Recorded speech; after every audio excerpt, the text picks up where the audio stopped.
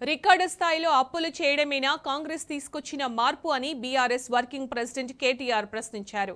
కాంగ్రెస్ చేస్తున్న అప్పులపై ఎక్స్ వేదికగా ఆందోళన వ్యక్తం చేశారు.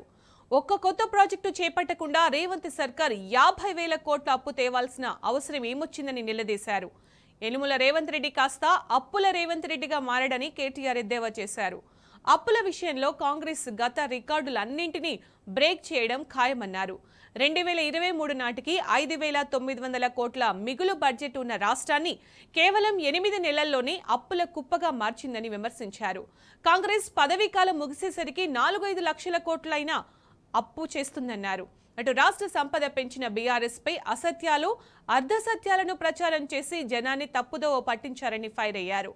అన్ని గమనిస్తున్న ప్రజలు సరైన సమయంలో కాంగ్రెస్ కు ఖచ్చితంగా బుద్ధి చెబుతారని కేటీఆర్ అన్నారు.